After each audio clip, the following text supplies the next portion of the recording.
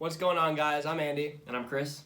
And today we're going to be talking about Todd Phillips' newest movie, Joker. So let's get right into it. So right off the bat, I just want to let you guys know that we're not going to be talking about spoilers yet. We'll bring that up when we are going to talk about that because there's a lot of stuff in this movie, but we just wanted to get some non-spoiler thoughts in first. And I think the best way to start this video is just to talk about the man behind the movie, Joaquin Phoenix. Incredible performance. Easily my favorite performance of the year. I really hope this man wins the Oscar for Best Actor. Yeah, I really do. It is my favorite performance of the year, too. Not only is he really damn good as Joker, he's also great as Arthur Fleck. Yeah, Joaquin was great in the role. He really transformed into the Joker, and he played the mentally challenged character very well. Yeah, and I really loved how they didn't rush this movie. It really took its time, like showing him dealing with his mother, dealing with his conditions. I loved how they made in this movie his condition a laugh. Not rather like the Joker's normal like psychotic laugh. Like this one is an actual condition, which was realistic. Yeah, that is his condition, and his laugh is extremely creepy. It is. It's very unsettling. Like in the moments like when he's just like laughing on the bus when the lady like tells him to stop talking to her kid, or when he's telling the comedy club like telling his jokes. It's just very unsettling. Yeah, he like chokes sometimes because he's laughing so hard. Yeah, but I just liked how they incorporated that into the movie, and his skinniness too. He lost a lot of weight for the role. It was creepy. Yeah, again, very transformative. I loved this performance, and a lot of credit to this performance to Todd Phillips directing the hell out of this movie, coming from The Hangover and comedies like that to a very serious, dark movie like this. The tone in this movie was very real. Yeah, dark and brutal, and you could totally see this happening to someone in the real world. It doesn't feel like a comic movie at all. Like, this could happen to someone in the real world, and that says a lot about the way the movie was made. Yeah, definitely. And I think that the cinematography in this movie was great. A lot of behind the shots of Joaquin, like walking up those stairs or like walking in the rain. And something that really added to those scenes was the score. Great score. Like, it was very haunting, but also, like, in the end, like, well, I'm not going to spoil, but in the end, like, in a big moment, like, the score, like, arose. Like, it just felt very good. Overall, the tone of the score and the cinematography added to the movie a lot. So now we're going to get into the spoilers for this movie. So if you have not seen Joker, make sure you go watch it and then come back and watch the rest of this video. Yeah, definitely. So I think that the biggest, like, to start this all off, the biggest moment to start this whole movie off when he really became the Joker was when he killed those guys in the subway. Yeah, that was an extremely realistic scene and unsettling for myself. Yeah, and honestly, like, I know that this movie has some controversy to it, but all the Joker kills, we can get into them as we talk about them. These three guys that died and were killed by the Joker, I think they did deserve to die. They did deserve it. They were being assholes, and it was almost in a self-defense way. Yeah, it definitely was. It was the birth of him completely losing his mind. And it felt very unsettling, like, when he pulled the gun out and killed them. And also, like, he got that gun from his friend, and when it fell out at the hospital, that was like, damn. Yeah. Like, it cost him his job, and you really saw that. That made him mad. But, yeah, killing those guys was pretty intense, and then that escalated to something more. And he killed his coworker too that gave him the gun. He did with the scissors. That was brutal. Oh my goodness, that was Game of Thrones style death. His mom also got killed too. He killed her with the pillows. Yeah, smothered her to death. And that really showed that he had completely lost it and didn't care at all anymore. And he did that because she lied to him about the whole Thomas Wayne thing, which was an interesting storyline to make him Thomas Wayne's son at first. I was like, oh, dang.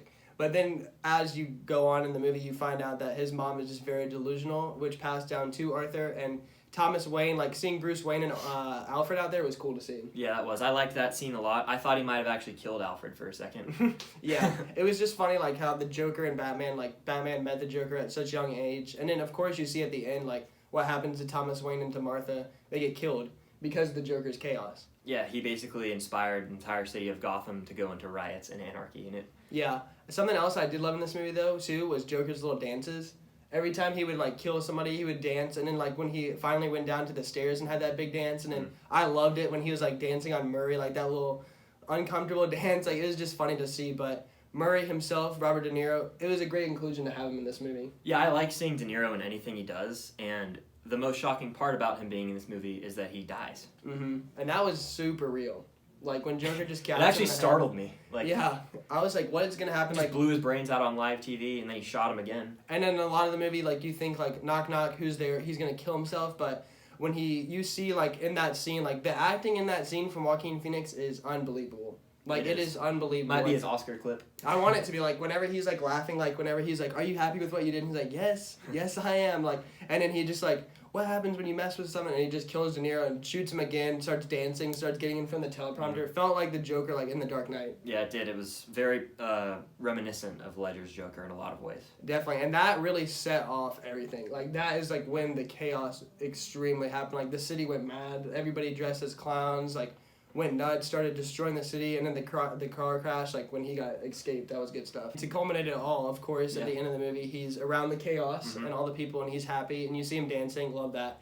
And then finally, he has his bloody nose, and he just wipes that blood up to a smile as the classic Joker look, which was chilling. The most iconic shot in the movie, no doubt about it. I was like, damn. And then he just turned around and just raises his hands like he's the king of... And the cheers, like, everyone just roared. It was, like, I just had chills in that moment. It was awesome. And then to see him at the end, probably at Arkham Asylum, getting chased around by the police, just causing the chaos, happy, a cat and mouse game, like, he's the Joker now. Yeah, I love the line where the lady asked me, he's like, what's so funny? He's like, it's a joke, you wouldn't get it. It really sparks a lot of theories online. Bruce Wayne. Yeah. Flashback to Bruce Wayne. Great shot again. Like, I loved how they did Batman's origin a little bit, like, showed Batman as a kid, and then, of course, killed his parents, and, like, there could be a sequel to this, there won't be, but it would be cool to see Batman and the Joker, but, like, at the same time, I'm glad it's just a one-off. It feels very real. Yeah, I like it a lot. I don't think Joaquin will come back. Nah, but as good as this movie is, there is some flaws with it that I had, and one of them was Zazie Beetz' character, how she was a whole illusion to him. It was fine, like, seeing all that stuff, like, him imagining, but in the long run of the movie, it was kind of useless. Her character was irrelevant. I don't know why she was even in the movie, personally.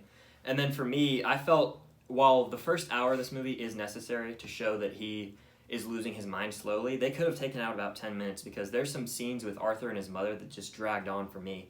I don't know how you feel about that, but, like, when he's bathing her, that was unnecessary, and, like, even the flashback where he imagines himself on Murray's show, too long, and I didn't really need some of that. It took a while to get going for me. I actually did like that Murray scene, but some of the stuff with his mom, like, yeah, I agree. It was a little drawn out, but, like, at the same time, I'm fine with it just because I think it was just showing how bad of a state Joker was really in, Arthur was really in. Yeah, I see that. He had to go through a lot of pain to get to the moment where he became the Joker. But that, what I just said, was really one of my only flaws with the movie. I'm very impressed with what Todd Phillips did, and I really enjoyed it. What would you give it? I would give it a 9 out of 10. What about you? That's a good rating. I mean, I enjoy the movie. I definitely want to go back and rewatch it in my home so I can just feel a little more comfortable, because, you know, there are nerves when you go to the theater for this movie.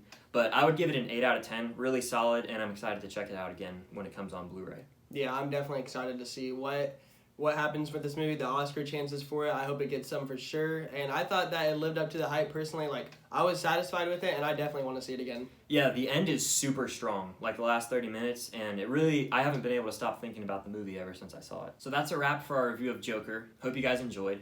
As for this channel, we've been pretty busy lately with school, and trying to coordinate videos can be hard sometimes. And there weren't a lot of new releases that we were interested in September, but we're really glad we made this video, and the future of the channel is bright. Yeah, definitely. It's Halloween time, so at the end of this month, I think we're gonna do like a top 5 horror, Excited which will be for cool. That. And of course, excited as hell for the Breaking Bad movie. Oh yeah, can't wait. Coming out next week. We'll get that review to you guys, a spoiler review for that one soon. And November looks like it's going to be a pretty crazy month for the channel, so definitely stay tuned. Yeah, the next 3, like from now on until like Oscar season is over, it's going to be pretty, we're going to have a lot of videos, so you guys just try to keep up with it and just like and comment and subscribe and all that stuff. We're almost to 200, so if we can get there, that'd be great. Again, hope you guys enjoyed, and until next time, we'll see you guys later. See you guys, thanks.